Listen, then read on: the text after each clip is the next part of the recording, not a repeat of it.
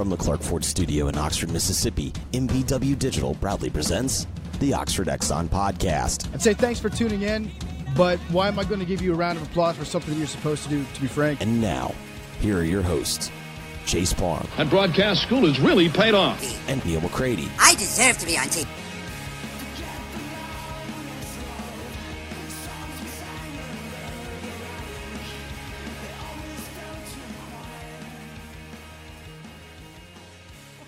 This Tuesday edition of the Oxford Exxon Podcast. Chase Parham, Neal McCready, Clark Ford Studio this morning. Ole Miss and Southern Miss tonight from Trustmark Park in Pearl, Mississippi. Zach Phillips on the bump for the Rebels.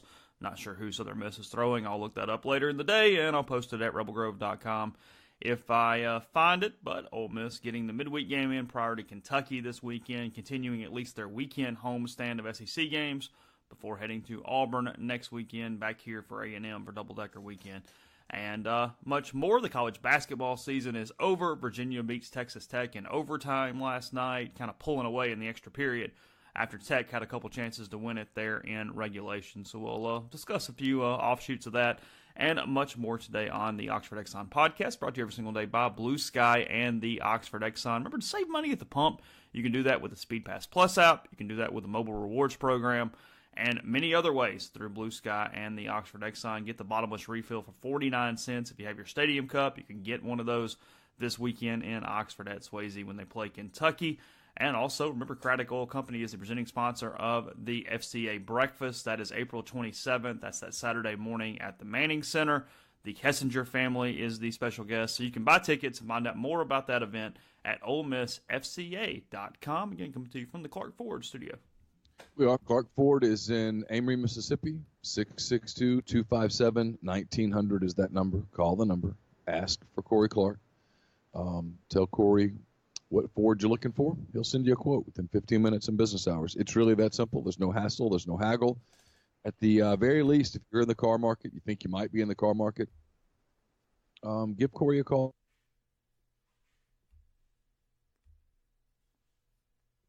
Somewhere else, or it's going to get your interest and get you looking into Ford. I've done it now several times, and I can tell you that it's great service, phenomenal service, delivery options, everything. Corey wants to be your car guy. He wants to be your truck guy, and he'll prove it to you. Just give him a chance by getting a quote. 662-257-1900 if you podcast, and you'll save $500 off your bottom line. So, Virginia again beats Texas Tech. Not a lot into the actual game that's worth talking about. Tech finally kind of made a run there after Virginia had controlled it for most of the night. Virginia ends up winning. It is a neat story for the most part, losing to the 16th seed last year, coming back winning the title. I was sure for Tech, but like I said, I kind of like both teams. I don't really have a problem with how that one finished up last night. It erased all demons for Virginia. Maybe even getting to the Final Four did that, though, honestly. And now submits them as just kind of one of those powers. And, you know, we always have these discussions about teams not named Kentucky, Duke, North Carolina, that kind of thing. Yeah, they don't have a ton of one-and-dones, but their entire rotation was pretty much 4 stars other than, I think, 2 players. Yeah, they're not the little engine that could. And when people try to paint them that way, that's wrong. But they do have some guys that stay 2-3 years. Some of them that stay 4 years. So they're not a collection of one and dones either. If anything, they're sort of the perfect mix. I still think they're the way to do it. Them, Villanova, where you have some continuity, but you still have plenty of talent. I mean, look, everybody's got to do it a little different way as far as what kids they can get, what kids they can't get. But in a lot of ways, Virginia is sort of a blueprint for a lot of programs out there. Yeah, I mean, they're producing enough NFL, NBA players, and they've got, Guy was a McDonald's All-American, kid from Indiana that they out.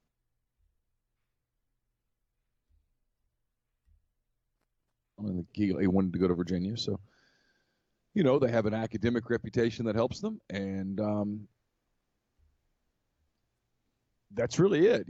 Texas Tech has Culver, who's an NBA player. They've got other guys that are really talented. They have a very defense-oriented mentality, and They're two good programs that, in many ways, like you said, are kind of a blueprint for how you do it. But you don't just coach your way to one of those deals. And anybody who thinks that you do, you're kidding yourself. You have to have talent. You have to have some elite talent, and both of those teams did. And that's why they were playing where they were last night. So I would like to have had a camera on this guy. If there was one somewhere on the internet, I'm not aware where it was. I'll read the first few paragraphs here. This is an ESPN.com story that came out a couple days ago. It says, on a November afternoon this past winter, a man in his 30s walked into the Superbook at the Westgate, Las Vegas, and wanted to place bets on two college basketball teams to win the 2019 title. One wager was on Wisconsin at a 100-1 odds, and the other was on Texas Tech, a team that had opened at 40-1 back in April, but whose odds had plummeted to 200-1. The bettor, who didn't want to be identified for the story, wanted more than $1,500 on Texas Tech, but Superbook director John Murray declined. He's a well-known player, takes a lot of futures positions with us. He asked for more, to which we said, no, I think to win $300K is pretty good. The bettor settled for a $1,500 ticket on the Red Raiders at 200-1 odds for a payout of $300,000. Almost 4 months later, that ticket was one game away from cashing, and despite an offer from Des Bryant and another one for $125,000 on ProSwap, a secondary marketplace for sports betting future tickets, the bettor let it ride. Texas Tech lost to Virginia 85-77 on Monday night in the championship game. Yeah, that's I would have hedged. I would have taken the 125 and called it a day. Oh, for sure. For sure. But, look, it's like every night at 6:30, Laura and Carson, well, when Carson's here, they'll watch Wheel of Fortune. And you always see the people that they know the puzzle and they keep spinning. And at first you're like, yeah, good for you. Get you a little bit more. But when it's down to like one or two letters and they clearly know it and they're just trying to add to the total, at some point you're saying, okay, well, you're rolling the dice now, really. And when they hit bankrupt, Yeah, there's a certain splice in there. When they do it once or twice, you're like, okay, all good. And then after that, you almost kind of were rooting for the lose a turn. Just pop them a little bit here. Got a little overeager. Yeah, solve your puzzle. Go to the next puzzle. And it's that one that what's that other show, Deal or No Deal? Yeah. It's you're always cheering for the person until the dealer offers like $480,000 and they're like, no, we're gonna go one more case. All right, cool. At that point now I'm kind of starting to cheer for the other side. Yeah, you got to hedge. But unless it's a person that, and we don't know who it is, so unless it's a person who the money really doesn't matter and they just wanted to see if they could ride it all the way out. They got awfully close. And it appears he made some other bets on Virginia just to make a little cash. But, yeah. Probably got his ticket paid for, is my guess. It sounds like... Said he doesn't do it as a job. It's just for fun. Said he lives on the West Coast. And he makes a couple trips to Vegas a year and just puts a bunch of futures down for the most part. Oh, okay. Yeah. I was reading the story about that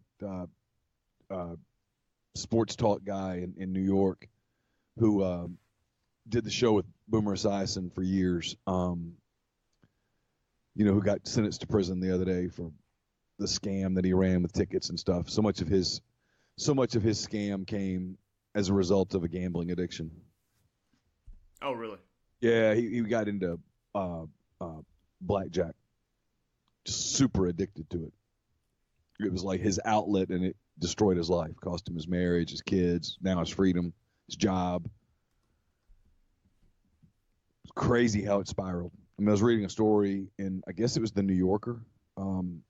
Crazy. Just crazy. I just have never done enough of it to really have any sort of whatever about it. I haven't either. I really liked poker in college, but that's about as far as it got. Yeah. I know this is letting my man card go. I don't think I've played poker but like once or twice. I don't even know the rules. Really? Yeah. Well, you got to realize, I went to college in that poker boom when it was just hitting ESPN, when you had like Chris Moneymaker winning the $1 million during the World Series of Poker and all that stuff. It was just, it's stayed not relevant necessarily, but there has stayed a niche since then. But that's when it really kind of did blow up in the mainstream a little bit. I mean, hell, ESPN ran a freaking like not a docu-series, but like a fictional show about it there for a little while. Yeah, it seems like I remember that. And I do remember like when poker on TV was a big deal. I just never got into it at all. And so I've never done it. I've only been to a casino and like actually gambled. Oh God. You know what? You and I were in Vegas together for that Rivals thing.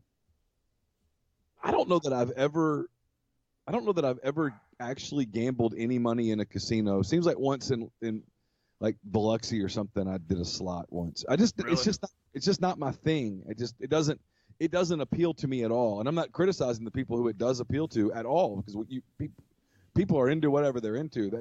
That doesn't do anything for me. Yeah, and I know I'm surrendering my man card by saying that. It doesn't do anything to me. I would go to poker rooms and things in college. We'd go to the Gold Strike and play for hours and things, and really, really enjoyed it. Today, I don't mind going to the casino and just standing by the roulette table for a while. That or craps, because you can kind of hang out for a while. You're not going to lose money very quickly. You can kind of sort of just tread water and let it be sort of a social thing. And you go, hey, if I lose $100, $150, it's not the end of the world. I would have probably paid that to go to a game or done. You know what I mean? Like, that is my entertainment that I'm paying for the day. And if I happen to win, great. However, I do catch myself as we're having this conversation. I avoid, unless it's just like a house game where people go, hey, let's throw $20 in and play poker. I do avoid it because I do think I can get addicted to it. I really do. I don't go into poker rooms and casinos because I think it would rehook me. Yeah, it has ruined a lot of people, and so it has an addictive quality, obviously. Yeah, I've just we all have our vices. That's just never been mine. Well, and you've been pretty smart to not even let it. Who knows? You know what I mean? Like, had you really jumped in with both feet, maybe not. No idea. I don't know. And then sports gambling. That does nothing for me. It doesn't do anything for me. And I mean, I've done it. I've bet on a game here and there, and there was. I mean, we goof around with Neal's picks in the fall because it's funny and it's silly content and stuff, but it's sort of indicative of, I mean, I feel like if I really studied 3 or 4 games a week, that I'd do okay, but I wouldn't want that. I also know how fickle sports are because I cover them and I'm around them, and I know that there's always stuff going on inside a team that the public doesn't know. Even the people who cover it don't really know. And so, if I'm betting a South Carolina-Georgia game, I don't really know what's going on inside those two programs. And so I'm really risking money for no real reason. And then now I'm not making fun of the people that do this, because the whole industry and I know, like Jeffrey, it's an entertainment for him, and there's a lot of people like him that can do it, and it's kind of addiction free. But for me, it would be too nerve wracking. I don't think I'd be so mad at myself when I lost money on a game like that. So it's just not my thing. I mean, I keep up with betting lines and stuff like that, and obviously joke around with Neal's picks and stuff, but it's just kind of not my. That's just never been anything I've never gone down that rabbit hole much. Yeah. At all.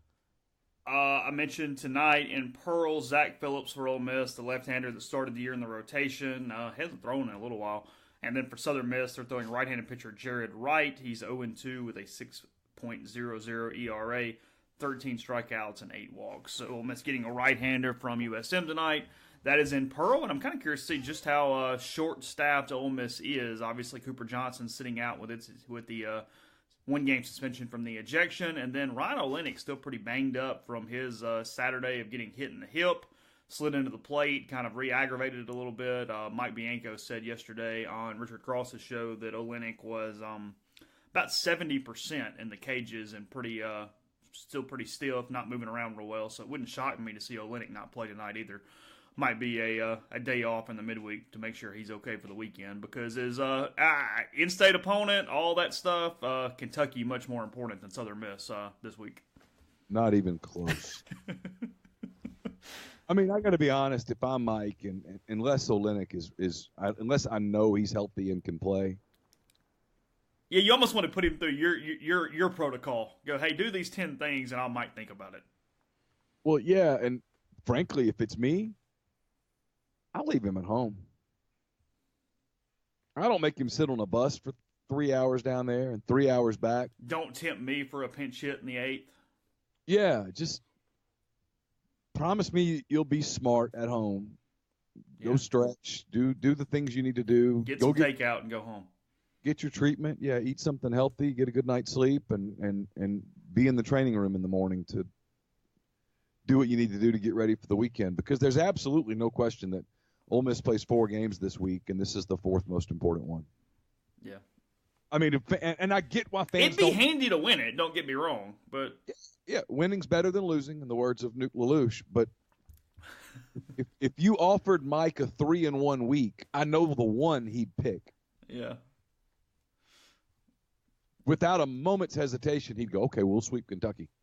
Yeah. And you could even at that point go, Southern Miss is going to embarrass you. Yeah, we sweep Kentucky? Good. Cool. Okay. Yeah. No, really, Mike, it's going to be like 13-0. Okay, fine. Yeah, it's going to be ugly. Ugly. We sweep Kentucky. Yes. Okay.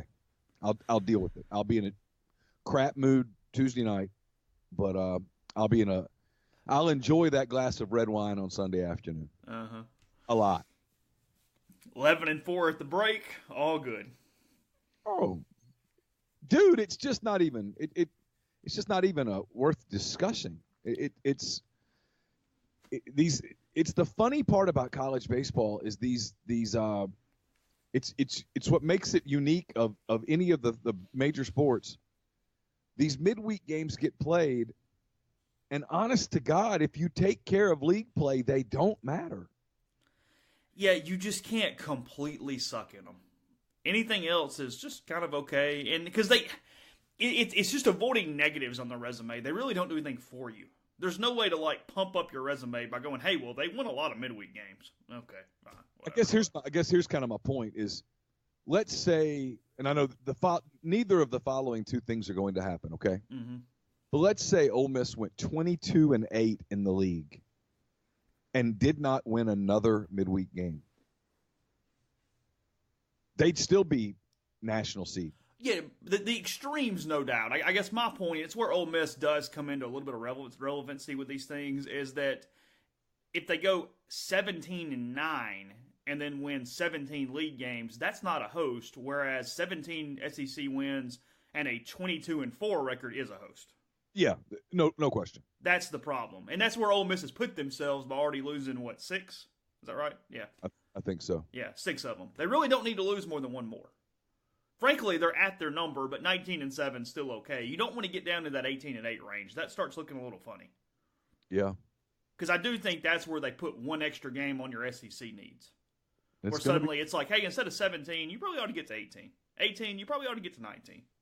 It's going to be hard to avoid that. Yeah, that's kind of where they are. They got State in the midweek. They got Southern Miss twice. They got Memphis at home, and they're at Arkansas State. Those are the ones left. Yeah. And the Southern Miss games in Hattiesburg. So, but as you can tell from what Southern Miss is throwing this week, they're at this point in the season officially in the same boat. Yeah, Southern Miss is not one to go, hey, I'm going to throw my ace at you. Southern Miss just is a pretty good baseball team, and they win the game some. I mean, it's not rocket science. It's not like they're not one of the ones where you're worried about playing in the midweek because they're going, my God, they're going to throw the ace, and I'm going to deal with that crap on Tuesday night. They don't do that much. They just kind of pitch somebody. So, anyway, podcast brought to you in part by Blow Dry Bar Oxford, 662-638-3310. It's right there on Jackson Avenue, 1801 Jackson Avenue, 10 to 6, Tuesday to Friday, Saturday 10 to 3. Mother's Day coming up, birthdays maybe. Go in, get a gift card for the lady in your life. Mention Rebel Grove. They'll take a little money off of that for you if you would like. Also, if you need a haircut, they'll take advantage of those as well. So, again, that's 662-638-3310. Blow Dry Bar Oxford, 1801 Jackson Avenue. You being attacked? I don't know what's going on. There's literally nothing outside. I mean, nothing. I'm looking out my office window right now, and it is just the weather is calm. The wind is not blowing. There's no one going down the road. I have no idea. My guess is someone walking a dog. That is my interpretation. And it's my own fault because I'm pretty sure I left the blinds open in the den. Yeah, well, I mean, the good news is if someone's attacking, you're going to know. Look, I have a security system. I do not need it. It is completely and utterly useless, and I spend money for no reason. Yeah, I'm not arguing. Yes. The podcast also brought to you by Oxford University Bank, OUB, locally owned and operated right here in Oxford. When you deposit money at OUB, that money and the vast majority of the bank's profits go right back into the Oxford community. OUB gives you the comfort of home and all the technology and products you can want, all with the personal touch. They also have a commercial checking account. It's paying 1% interest as long as you keep $10,000 in the account. Comes with fully interactive online banking. They have Kasasa. With Kasasa, OUB will pay customers 2.5% interest on their balances up to $50,000 and refund ATM fees nationwide. To learn more about all of those things and more, go to liveoxford.bankoxford.com or call 662-234-6668. OUB is FDIC insured. Podcast also brought to you by Harry Alexander. Harry's a big part of Savannah Square, which is a 9-acre development, 0.7 of a mile from the Oxford downtown square. It's conveniently located east of North Lamar, just a short stroll from the Midtown Shopping Center, and a lot of restaurants, Volta, Handy Andy, Big Bad Breakfast, Oxford Canteen, etc. Restaurants that, frankly, should be advertising with us. Savannah Square will initially consist of 32 standalone detached structures, ranging in size from about 1,100 square feet to about 2,400 square feet. The model home is available for your inspection. It's at 215 William Street. So if you're coming up this weekend for the Kentucky series, you'll have some free time. You're thinking about making Oxford your home, making Oxford your second home, thinking about making it a retirement home. Get in touch with Harry. SavannahSquareOxford.com, or give Harry Alexander with Remax Legacy Realty a call or text at 662-801-5621. Also brought to you by Grenada Nissan. If you're in the market for a Nissan vehicle, Grenada Nissan's the place to go. They've got a complete selection of new and previously owned Nissan vehicles, and if they don't have it, they'll get it in quickly. Great customer service. Gene and Sandy have been friends of ours and of this site and of this podcast, frankly, for about 11 or 12 years now. So they'll take great care of you. Tell them that you heard about Grenada Nissan on the podcast or at rebelgrove.com, and you'll get Rebel savings on top of the already great deals at Grenada Nissan. It's GrenadaNissanUSA.com. Podcast also brought to you by Community Mortgage, Oxford, Memphis, Soto County, and Chattanooga. All underwriting and processing is done in Memphis. You're getting local underwriting and understands your market. A leader in condo financing in Oxford and the float down option, so you can lock in the current rate. But if rates go down before you close, you just get the lower rate. 662-234-2704 or JLOWE at communitymtg.com. Let's see. Moving through. I promised this like 2 months ago. And I guess this ended up being a good time to do it. Some Major League trivia stuff. The movie, not the sport. Major League debuted April 7th, 1989. So a couple days ago, 30 years ago. We've talked about this. 1989, a great year for movies. Looking back, probably one of the best when you go through all of it. And I've got several here, but I mentioned this to Neil, and I know a lot of people are obviously just going to know this and remember it and whatever. But I was not born yet, so I do not remember this. There's a line in the movie when Haywood, the Yankee slugger that is supposed to be whomever, comes to the plate, and he asks Jake Taylor, "How's my wife and kids?" And apparently that is a play on what happened with the Yankees good bit ago, in the 1970s, 1973 to be exact, when, let's see, Fritz Peterson and close friend and yellow Yankees left-hander Mike Kekich held separate press conferences on March 4th, 1973. Kekich at 10 a.m., Peterson at 4 p.m. to announce details of what would become known as the most scandalous trade in baseball history. I'm reading this from the Palm Beach Post. This was a blockbuster to top all blockbusters. The two teammates told the world they had swapped wives, children, even dogs. Actually, it was a husband trade, Mike for me or me for Mike, Peterson recalled with a laugh before Saturday's game. This is like a 25-year later story. Peterson won 109 games for the Yankees and pitched the 1970 All-Star Game. He actually, for a period of time, if not still, had a 2.52 home ERA, which was the lowest in the history of Yankee Stadium at the time. But he's known for trading wives with Kekich. Says that it's actually a love story. Wasn't anything dirty. He knows interest will only increase. There was a possibility of a movie being made. I don't guess that did get made. If it did, I'm not aware of it. But point being, basically what happened was he and his wife, Kekich and his wife, were going to go to dinner or something. And if somebody had the idea, hey, why don't you ride with me? You ride with so-and-so. They started just doing this and dating each other's wives pretty much every night for this certain period of time. And he goes, it just happened. It wasn't planned. And he's still married to, or at least he was at the time of this article, still married to the other guy's wife. The other couple split up after a couple years or whatever. I'm not even sure they ever got married. What a shot. This is nuts. I had no clue. Yeah, that's yeah.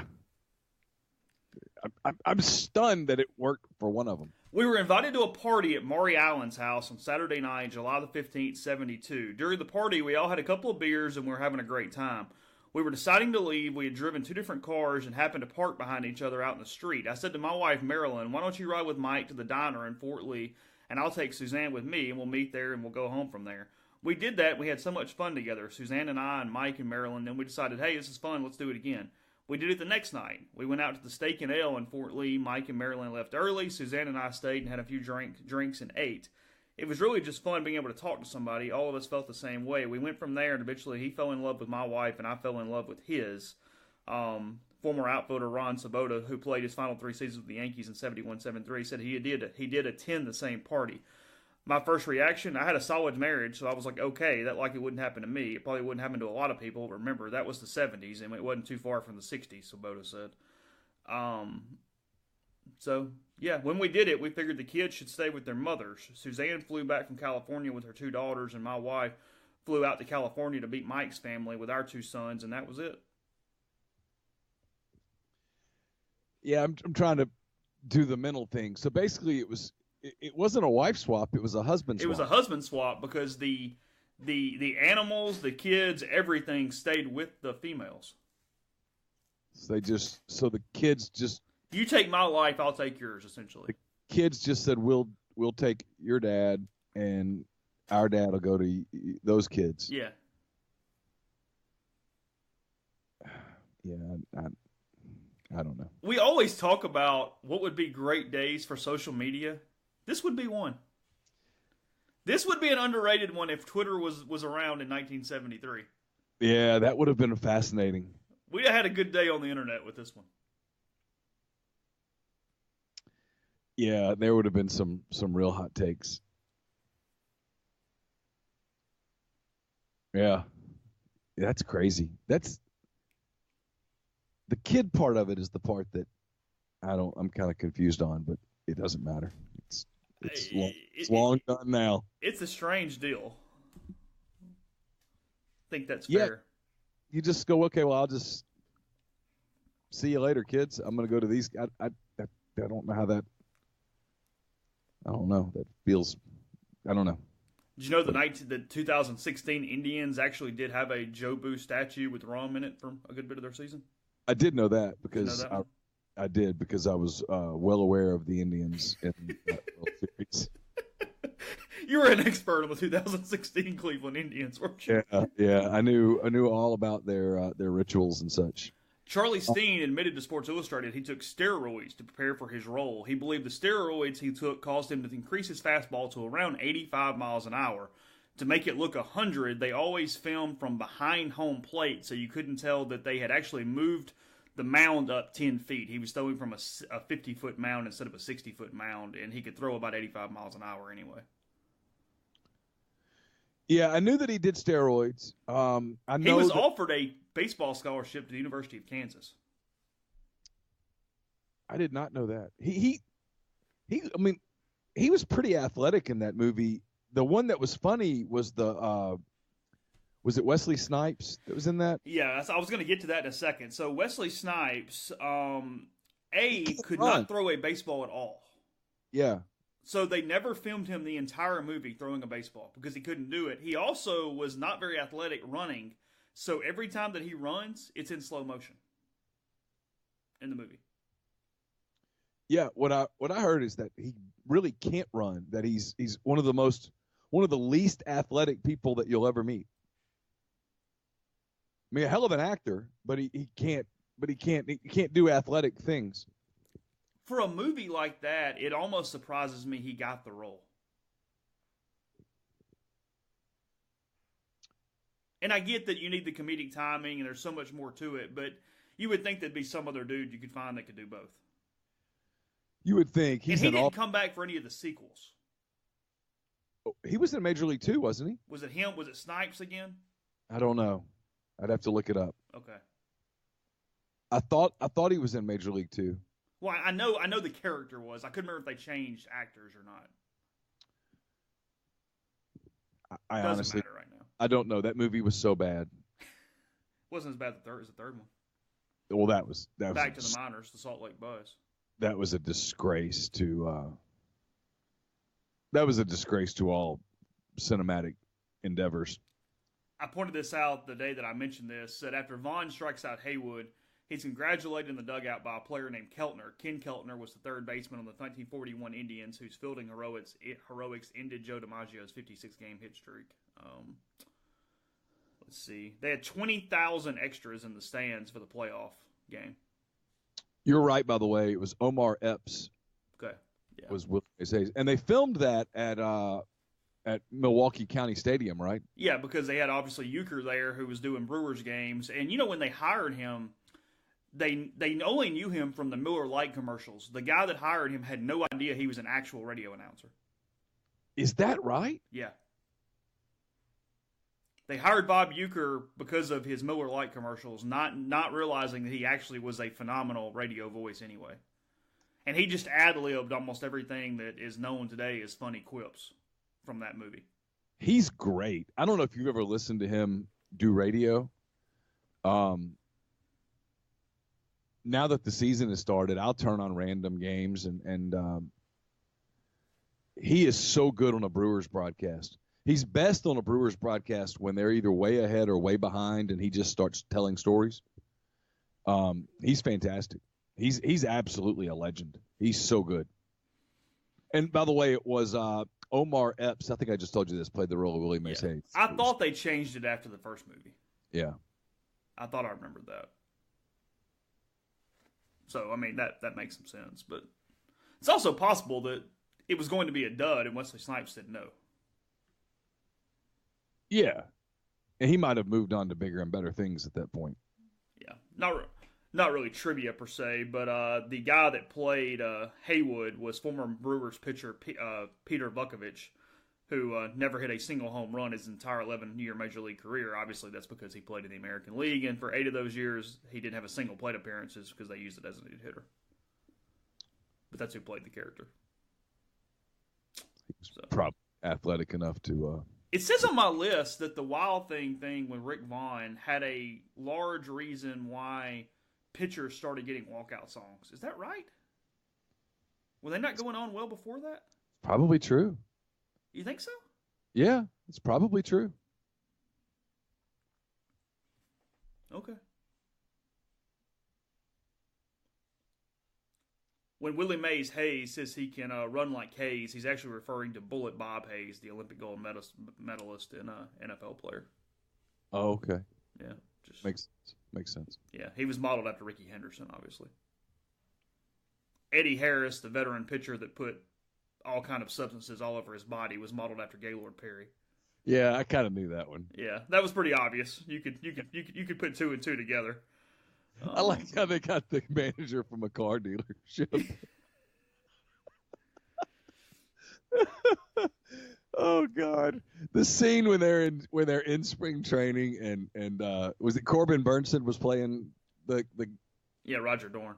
Yeah, And he comes out with this contract that says here I don't have to do any calisthenics that I don't deem necessary. What do you think of that? And he just urinates on the contract, drops it right there. I just think the whole movie is really good. And then they should have just stopped. There was no way you were ever going to make it better than that. They weren't trying to make it better. They were trying to make money. Yeah, I know. And I guess they probably did, but it was so good. I choose to not even think about Major League 2. I guess it's because the Yankees are the Yankees, but, they had them played up as this perennial power. The Yankees had not won the pennant since 81 when that movie was made. They'd been through basically 10 years of bad baseball.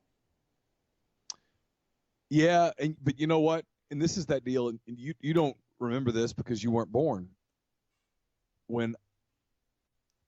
If you grew up in the 70s, and most of those guys in that movie probably did, like me, because all those dudes are old like me now.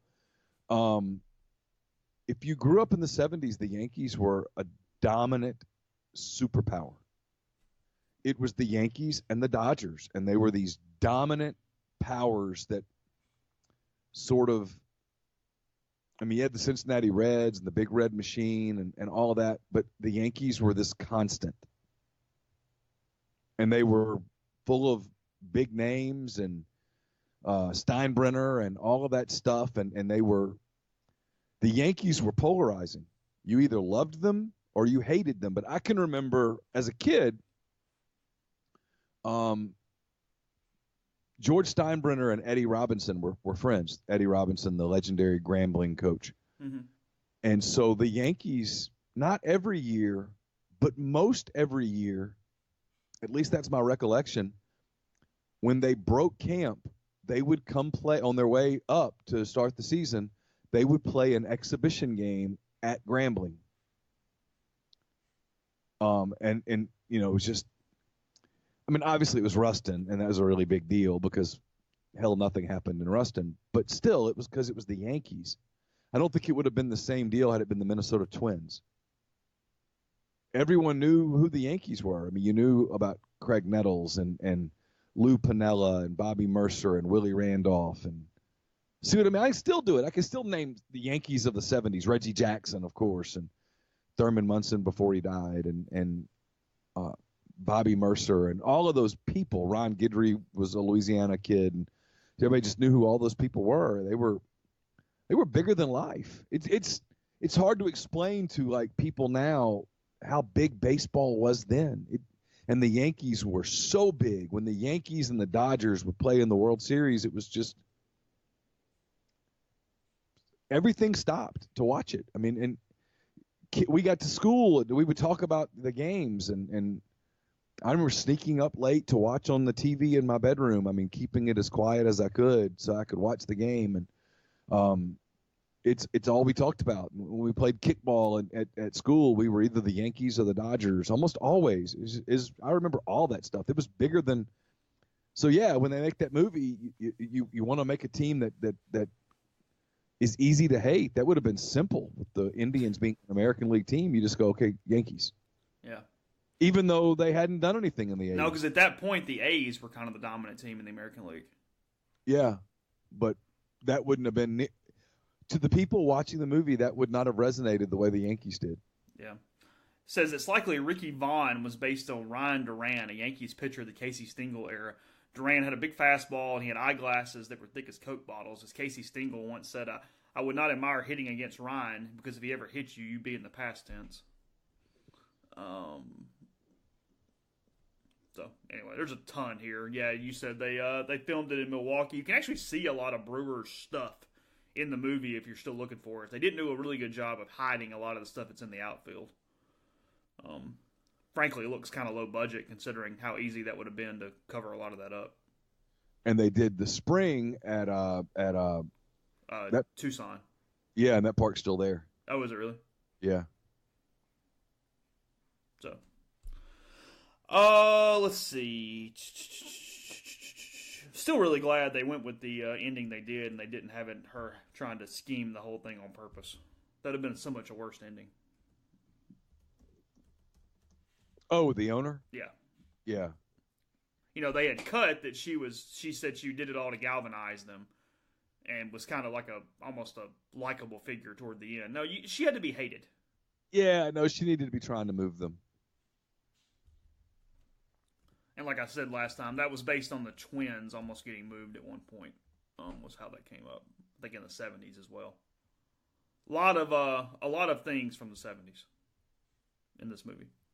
So, yeah, which again probably supports my theory. That's why they picked the Yankees. Yeah. Podcast brought to you in part by Master Cuts Lawn and Landscape. They offer premium lawn care throughout North Mississippi, but they also offer a lot more. Master Cuts will build your custom playgrounds, retaining walls, pool decks, and any outdoor living spaces with paver patios starting at just $3,000 and forestry mulching starting at just $100 an hour. The path to your dream backyard may be easier than you think. You can visit them online at gomastercuts.com for a free quote or give them a call at 662-607-7773. Again, that's gomastercuts.com. Guests will join us on the Patterson and Earhart hotline. Patterson and Earhart, attorneys at law, specialize in personal injury law and real estate law, but theirs is a general practice that can handle any of your legal needs. When you contact Patterson and Earhart, you speak to one of the partners in the firm, and that's who handles your case, not some paralegal at a faceless corporate firm. If Patterson and Earhart can't help you, they'll get you to someone who can, but they typically can help you. If you think you have a legal need, get in touch with them. That first consultation's free. You'll get them on the phone within the same day, guaranteed. They know what they're doing. They'll help you. If you think you have a legal case, if you just kind of want to get some thoughts about what you should do about a potential legal case, get in touch with them. It's PELaws.com, 662-526-1992. Podcast also sponsored by Pinnacle Trust. Maintaining an appropriate retirement plan for your company often seems like a daunting task, especially when you consider everything else that goes into running a successful business. The Pinnacle Trust 401k advisory services provides plan sponsors with the expertise and consultation that they need to administer a retirement plan that inspires employees to reach their retirement goals. Pinnacle Trust Retirement Plan Advisory Team specializes in a variety of different types of plans, including 401k plans and 403b plans. Pinnacle can help sponsors benchmark their current 401k plan, consult on current plan designs, provide ongoing plan and investment fund reviews, manage employee communication and investment education, and conduct a plan sponsor fiduciary analysis. To learn more about this, go to pintrust.com. That's PINN trust.com. Mention that you heard about Pinnacle Trust on the Oxford Exxon podcast. You'll receive 10% off your first year's fees. Podcast is brought to you by ScriptedJewelry.com. Go to the website. Just check it out. You'll see something you love. You'll see something you need to get that special someone in your life. You can shop right there on the website. Sizing guides, lookbooks, frequently asked questions, and much more. Get those Mother's Day orders in soon. The deadline for that is April 25th, so you got time. But take advantage of it now. There's a whole section on the website for Mother's Day gifts, a way to personalize that with a special message, recent work, recently ordered items from other people, and plenty more, including new arrivals. So again, that's scriptedjewelry.com. And when you check out, use Rebels10, REBELS10, to get 10% off with scriptedjewelry.com. All right, let's see where we're going next here. Obviously, it feels... I mean, it's but it feels weird football's over in some ways. Like, this is actually the really slow time for football when even the people who try to go, well, hey, media day is right around the corner and that's the start. This is where it's really just dead. It's over. Yeah, football's over. Basketball's over. Yeah, these are the days that we earn our podcast money. It's not free right now. I used to refer to things being free radio. This would be the time that was not free radio. You kind of had to have a plan, and we don't really have a plan, so we're just winging it right we now. had a little bit of a plan, more than we have more of a plan than we typically have from a plan standpoint. Yeah, and I sent you something that we can talk about another day too, because that dude's nuts. Oh, okay, I haven't read that yet. So. Oh yeah, you ought to read that. It's incredible. How that guy became a billionaire is beyond me. All right. Let's see. We do have college basketball odds for next season. If someone would like to do one of those future bets, try to make their $300,000 like the guy almost did on Texas Tech. The Westgate Las Vegas, the same Superbook the guy used, has made Virginia and Kentucky co-favorites at 7-1. You know, the funny part of that is such a name recognition standpoint from Kentucky. They must be the Alabama football version in basketball where people just upbet them no matter what because you haven't even seen their players. Yeah, no one knows their roster. I mean, they have so many one-and-dones, you don't even know who's on that team. Yeah, and they haven't won a title in a while, but, they're going to be a good team. I mean, you know that going in. They're going to be a really good team. They're going to be no worse than a 3 or a 4 seed, and they're probably going to be a 1 or a 2 seed. So if you're just going to throw some money down on a team, they've got a shot. I think Michigan State's going to be good next year. I think Michigan's going to be good next year. You can get Michigan State at 12-1. You can get Gonzaga at 10-1. Let's see. You can get Duke at 8-1. Yeah. Trey Jones is coming back. That'll help them. Louisville at 15-1. Chris Mack's really good.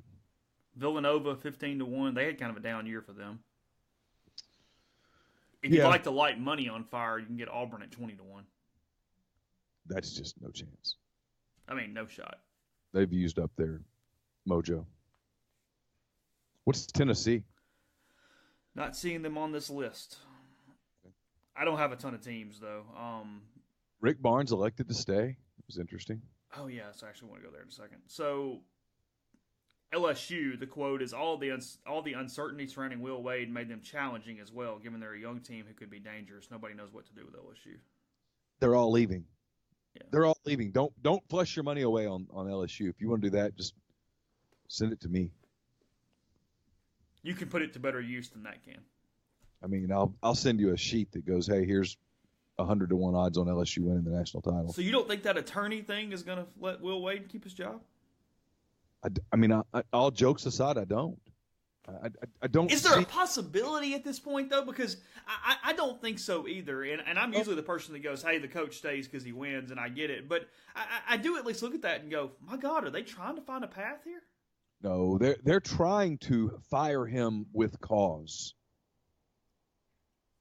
They're trying to get to a place where they don't have to pay him the $11 million or whatever, that if they just decided to wake up today and go, you know what, we don't like you as our coach, you're fired.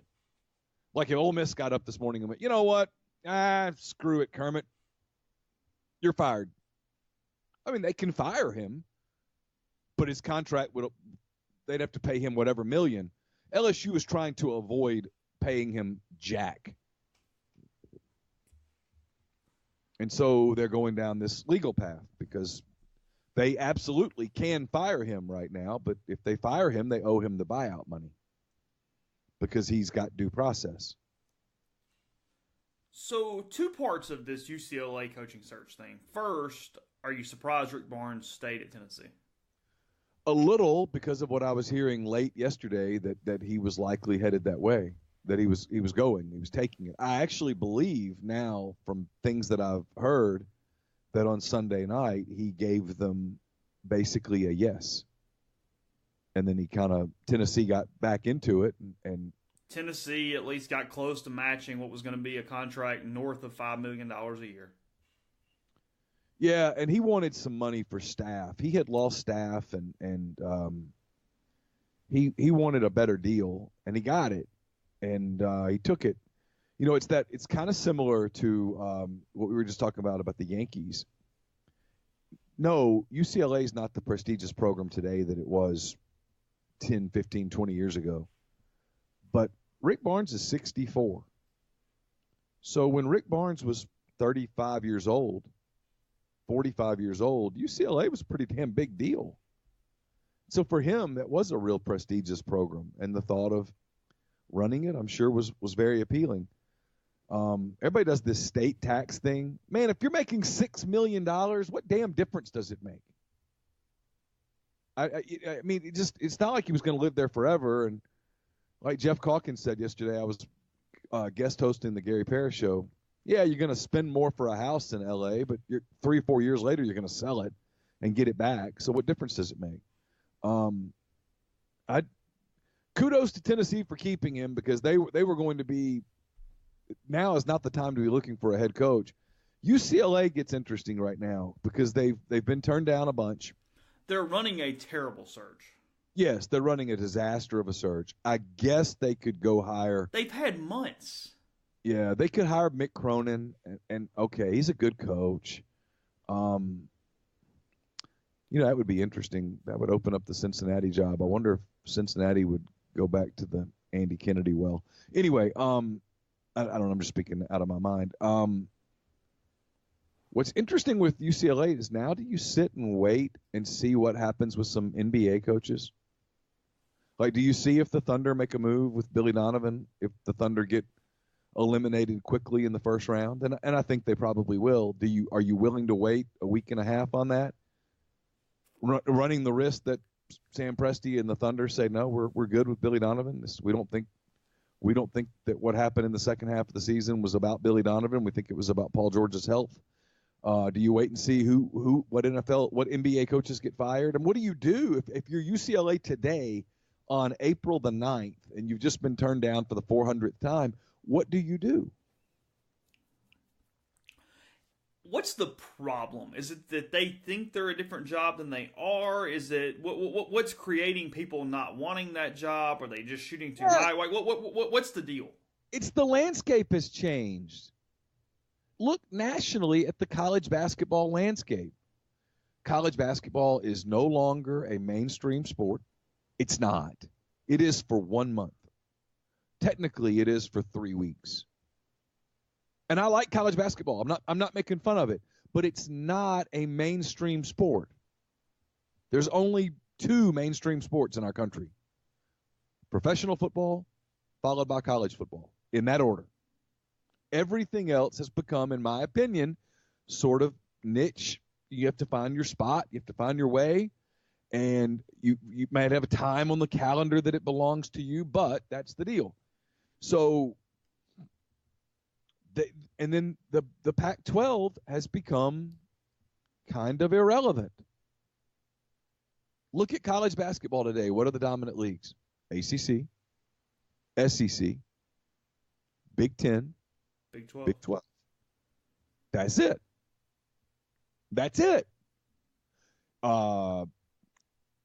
The days of UCLA being on TV when I was a kid, man, UCLA would come on like a Saturday afternoon on NBC, and it was, must watch, because it was one of like 3 games that you could see. And it was one of only 2 or 3 games that were nationally televised. Those days are long gone, man. And they don't have the big TV contract. They don't have the budgets. They just don't have the stuff that they used to have. And they're in LA, and it's been a while, and there's other stuff to do, and there's other sports, and there's other competition. And we were out in Los Angeles this summer. We drove on the UCLA campus, joked around about adding it to Campbell's College Visit Tour, and I mean it's really nice. But God, I just think it's hard. I don't think it's the job that it used to be. We were talking about this one day fairly recently. I think Jeffrey and I were just talking, just the 2 of us, and where do you rank the UCLA basketball job? There was a time not so long ago that it was a top 10 job. I don't know that it's necessarily a top 50 job. You don't think they've still got enough shoe influence to be really high if everything's in order? It doesn't appear to be the case. Okay. I mean, it's been a while since they've been a dominant program. Yeah, because they ended up with that kid a few years ago that was the big, highly rated kid with the shoe situation, and they still did nothing with it. It didn't turn into anything. So much of it, man, is that it's just me talking. Maybe I'm wrong, and I'll open this with I'm probably wrong. But their games don't get played until 9:30 at night. So if you're a kid on the East Coast, you don't see UCLA play. If you're a kid in the Central Time Zone, you don't see UCLA play. No, anyone outside of maybe Los Angeles is not going, hey, UCLA, that's the program because I'm doing this or this and seeing this. No, period. Whereas you see Duke, you see Carolina, you see Kentucky all the freaking time. That was my next point. And those kids see the SEC teams and the Big Ten teams and the Big 12 teams all the time. Super Tuesday, SEC doubleheader. Here's 4 teams. Dude, Ole Miss played 18 conference games on national television. Mm-hmm.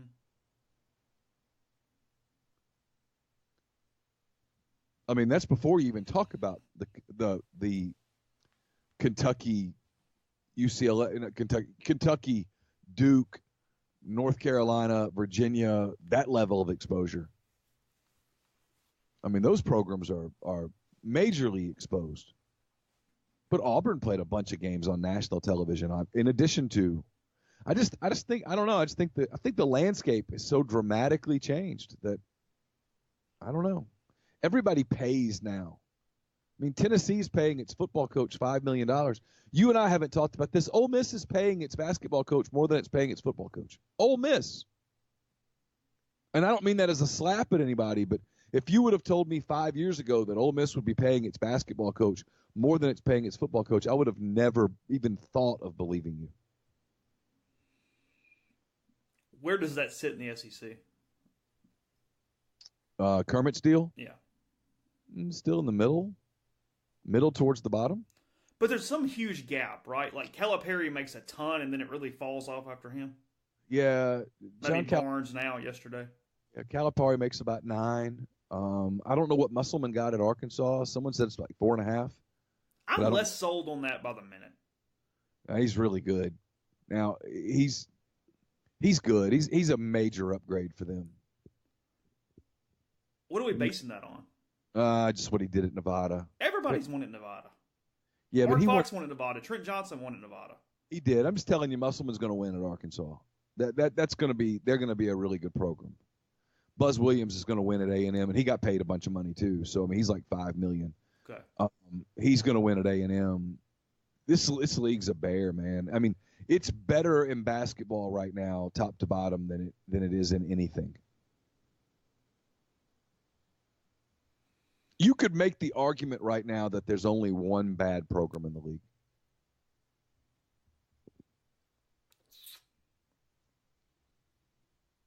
You're calling it Vanderbilt? Yeah, and then I think there's 2 because I think LSU's about to go back. Vanderbilt did have 2 5-stars on their roster. They did, and one of them got hurt, and who knows what would have happened if Darius Garland doesn't get hurt. The landscape would have been completely different. Because you could argue the worst or second worst team in the program in the conference is Georgia, and they just got like one of the top 5 players in the country. Yeah, Crean's going to win there. I mean, I don't know whether he's going to win on a major level, but the problem with everybody's going to win is everybody can't win. Somebody's got to lose. Someone's going to lose. But I mean, if someone goes, are you going to bet on or against Tom Crean at Georgia? I'm going to bet on him. Well, who you bet against then? LSU. You don't think they can recover? Not immediately. Okay. I think Mississippi State's trending down. Okay. I'm not sold on Alabama. I think Alabama's trending down. I think Florida's treading water. Yeah, I think Florida's treading water. I think Carolina is probably some degree of treading water. That's fair. I think A&M's on the upswing. He wins everywhere he goes. I've told you, I think an 8 and 10 SEC team goes to the tournament next year. I think the league's going to be that good. Ole Miss got in the tournament in Jersey next year, and then they play Butler, right? Yeah, it's in Butler Brooklyn. at home, and then they get 2 of the teams in Jersey. Yeah, Brooklyn. Yeah, okay, yeah, that's right. Yeah, they'll play. It's like Syracuse, Oklahoma State, Ole Miss, and somebody. Penn State. So they'll play 2 of those 3 teams. Try not to play Penn State if you can help it. I'm sure they would prefer to play Syracuse and Oklahoma State, but that would be preferable. But yeah, and then they get Butler, and I'm sure there's some other games too. Because if you're putting the schedule together right now after what you saw with Net, you're scheduling as hard as you can. Yeah, you're just finding any team that's good and playing them anywhere. I don't care, just play. Sure. No, I mean, look, Win, Ole Miss, loss, draw, don't care. Just play. Ole Miss benefited from going to Illinois State and winning a game. No question about it. An Illinois State team that wasn't any good. No, but their net was okay. And so it ended up being a pretty good road win.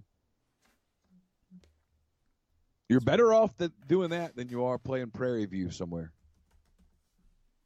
Well, in every sport. Yeah, but in basketball especially, losses don't matter. Just get wins, get quality wins. So give yourself opportunities at quality wins. I don't know whether Ole Miss will be in the SEC Big 12 Challenge or not. I don't know how that. It is the average of the 2 years. So they're in trouble there, honestly, I think.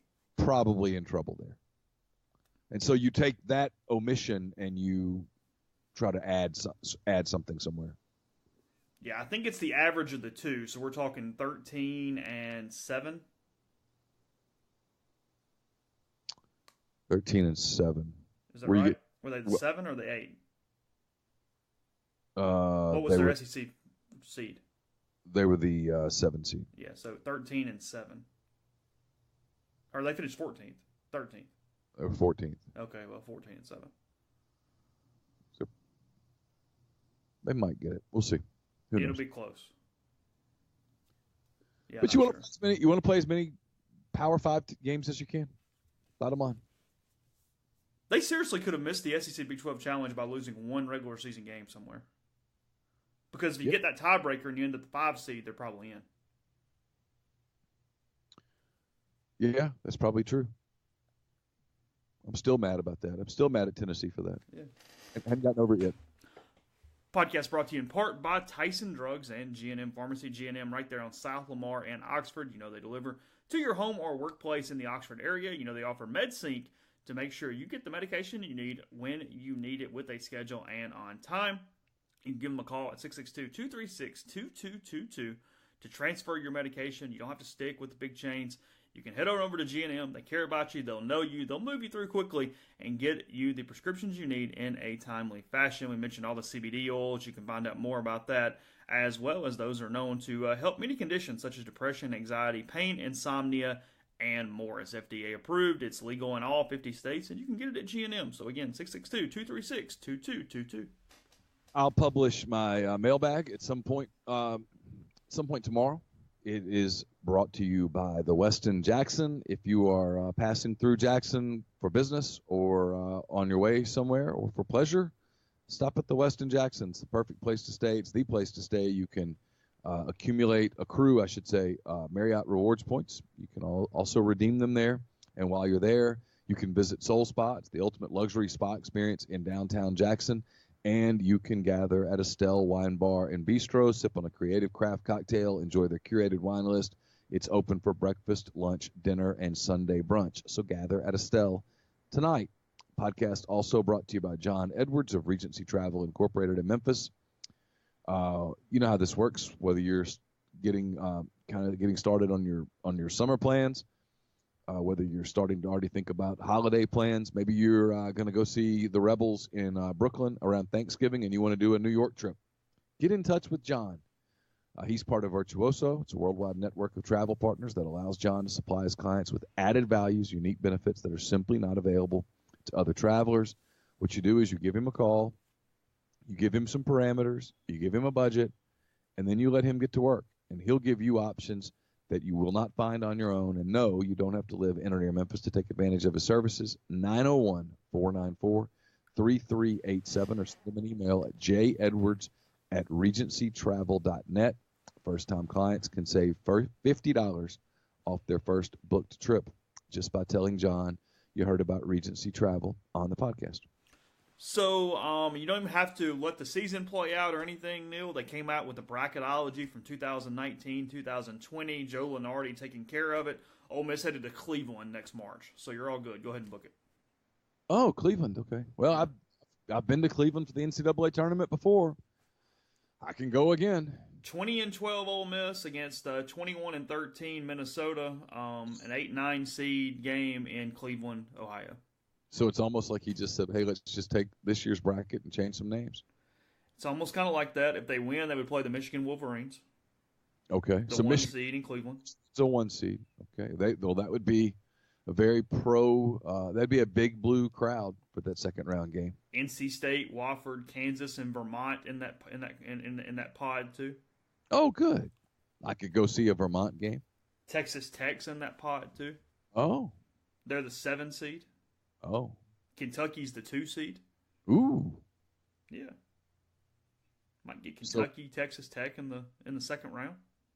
So potentially an Ole Miss Kentucky regional final. Lenardi has Memphis in the tournament under Penny next year as a 9 seed. Yeah, I think they'll be in the tournament, and that might be the seeding because I think a lot of Memphis people will be disappointed if that's the seeding, but that's probably about right. Unfortunately, he has Texas in the tournament next season. I'd like to see that not happen. Yeah, you and me, we're not big on the horns. Did you see where they sent out a graphic after they won the NIT that said national champions? Yeah, I saw that, and it made their own people quite unhappy. Did it really? Yeah, it was not well thought out. Sometimes people just the ideas are bad. Echo chambers. Sometimes less is more. You're in the freaking NIT. Yeah, just let it be what it is. You beat like Lipscomb. Yeah, they beat Lipscomb. Is that who it was? Yeah, it was not like Lipscomb. It was Lipscomb. Well, Lipscomb is very like Lipscomb. That's true. I mean, there's nothing more like Lipscomb than Lipscomb itself. Got Oklahoma back in an 8-9 game playing the Florida Gators next year. Yeah. That'd be an interesting game. Lon Kruger against his former. Yeah, Auburn is a 2 seed next year. You buying that? I'm selling a 2 seed. I'm selling a 2 seed. That seems extreme. That seems a little would have been done for me lately. Yeah, if you told me they were a 4 or a 5, okay. He has State in as an 8 seed, playing Virginia in the second round. Yeah, I don't know where we're getting that. That feels rushed. Yeah. Tennessee a 6. Yeah, see, I got to know whether Grant Williams is coming back or not. I got to know whether Jordan Bone is coming back or not. That's it from the SEC. I got questions about that. So no LSU, no like upstart South Carolina, Auburn, Alabama, Arkansas. No A&M. A little early. Yeah, it's a little early in general, but this will be the year to get Texas A&M. They'll start to improve after year 1. So for those baseball fans out there, pretty interesting stat from Buster Olney this morning. We always talk about Mike Trout, best player in baseball, potentially the best player of all time before he's done from an advanced analytics standpoint. So his swing and miss rates each season, the last 5 years. 2015, 7.5% of the time he would swing and miss. 2016, 7.1. 2017, 6.1. 2018, 5.8. So far in 2019, and this is through 47 at-bats, but they say that that's enough of a predictor that stuff really doesn't change as the season goes on. So there's probably enough of a sample size to be relatively close. 3.2 on his swing and miss percentage. Yeah, have you seen some of the home runs he's hit already this year? I have not. Yeah, it's he's good at what he does. He's good. He's the Angels are getting their money's worth. He's a guy that, and I get you can't do this because of a lot of different reasons, but that dude's born in a different era, and he is absolutely Mr. Hollywood. Yes. Period. Yes. He's the name in major sports. Chase, I think he's the best baseball player ever.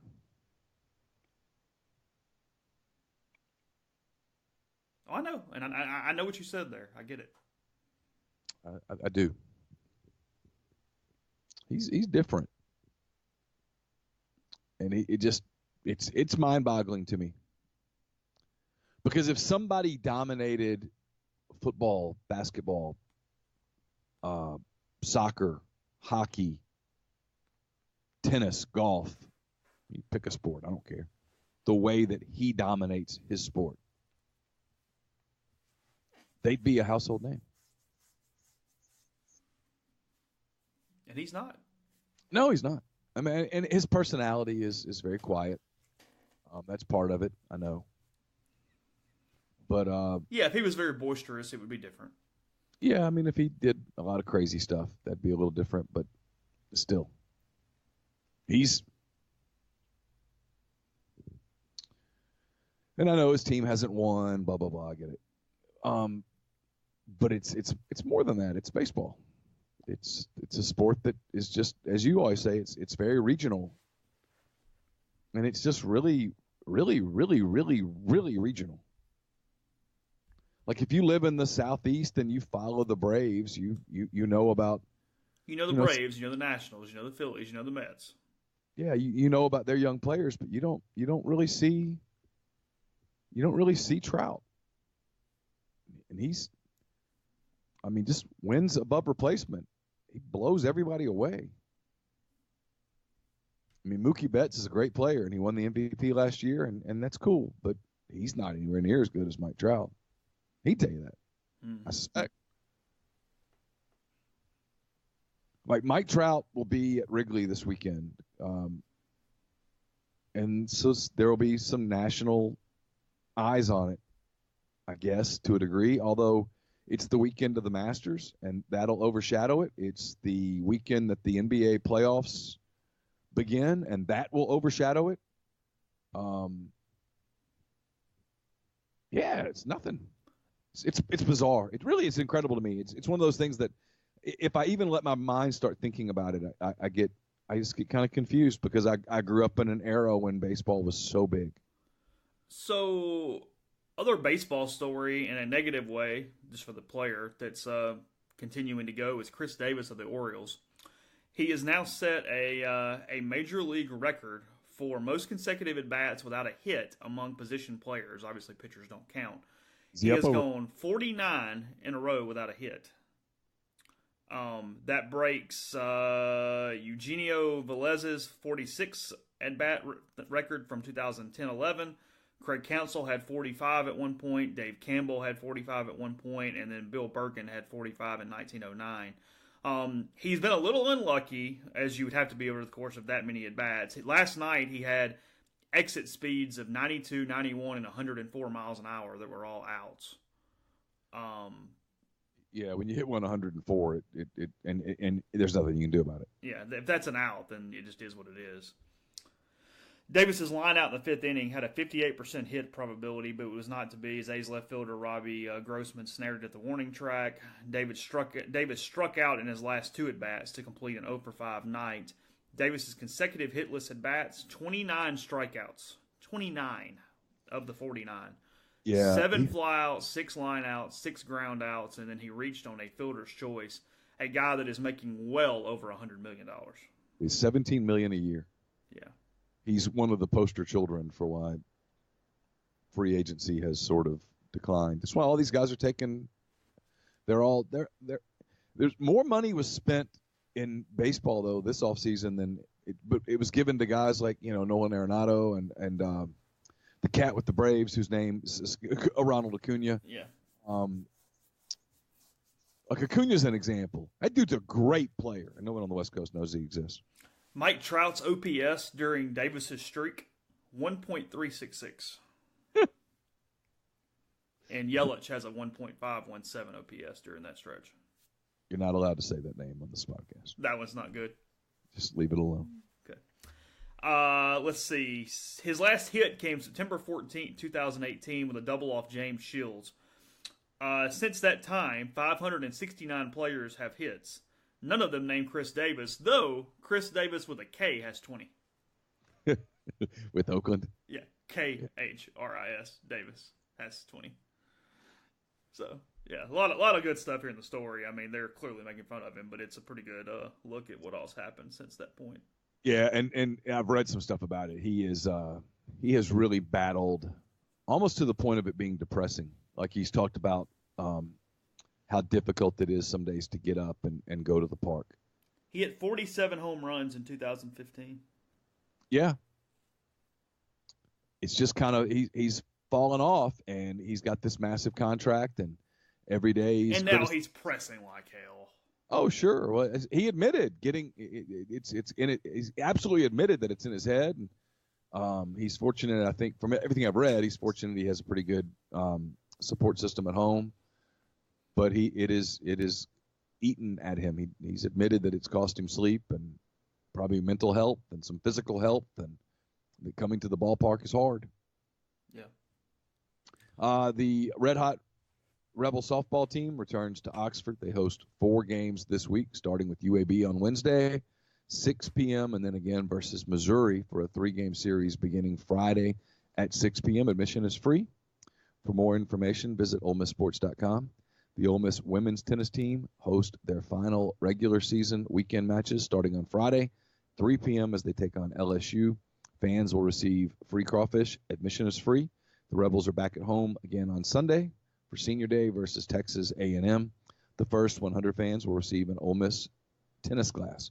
For more info on these matches, visit OleMissSports.com. The Ole Miss track team will host the Joe Walker Invitational beginning on Friday. It'll conclude on Saturday. Admission is free. For more information, visit OleMissSports.com. And the Ole Miss baseball team returns to Swayze this weekend as they host the Kentucky Wildcats beginning Friday at 6:30 p.m. General admission tickets are available for purchase. For more information, visit OleMissSports.com. Guess what, Chase? What? My long-awaited, much-anticipated, at least for me, maybe not for another soul on the face of God's green earth, but for me, my lilac pants are in at Blue Delta Jeans. I'm not against those. They're ready to go. No, Blake sent me a picture yesterday. Okay. They're awesome. I can't wait. When are you grabbing them? Hopefully today. Okay. That's the plan. All right. Hopefully today. I might wear them. I know when I will wear them. I'm gonna wear them on for the Blue Delta Jeans. You're gonna wear your lilac that day for the 5-year anniversary party, April the 28th. I am absolutely. Okay. Absolutely. You're gonna see them and you're gonna be jealous. I like them. They're good. Those are by far not bad at all. Those are good. Nope. They're fantastic. I got the light blue accents. Yeah. Oh yeah. Okay. Pretty pumped. All right. You can join us for that party. By the way, it's on the square in Oxford, Sunday, April the 28th. It's the Sunday of Double Decker weekend. Does Double Decker continue into Sunday? It kind of does, doesn't it? Yeah, I guess. Saturday's the day that I usually get drug around there, so I'm not 100% sure what all goes on Sunday. You get drug around there or drunk around there? One and the same. Yeah. Okay. Music, Bloody Marys, Big Bad Breakfast Biscuits, and Blue Jeans from 10 to 2. Blue Delta's launching their spring-summer line of denim and Holland and Cherry, so you can check that out as well. They'll be there to fit you, and if you'll see my lilac pants and you'll want some, and you can get some. You can order them right there. They'll fit you, and you can get set. It's a private event. Blue Delta Jeans is inviting all of our listeners to. So go to Blue Delta Jeans on Instagram and or Twitter and just slide into their DMs. Send them an RSVP. Give them your name, your phone number, how many people are coming, basic stuff. And we'll look forward to seeing you there. If you don't use social media or you're not comfortable sliding into Blue Delta's DMs, send them an email. That works too. info@bluedeltajeans.com. INFO at bluedeltajeans.com. So we'll see you April the 28th on the square for Blue Delta Jeans' birthday party. Bloody Marys, biscuits, and blue jeans. And we'll talk to you tomorrow. Again, plenty at rebelgrove.com, message boards, and content-wise, Ole Miss and Southern Miss tonight from Trustmark in Pearl. Talk to you tomorrow.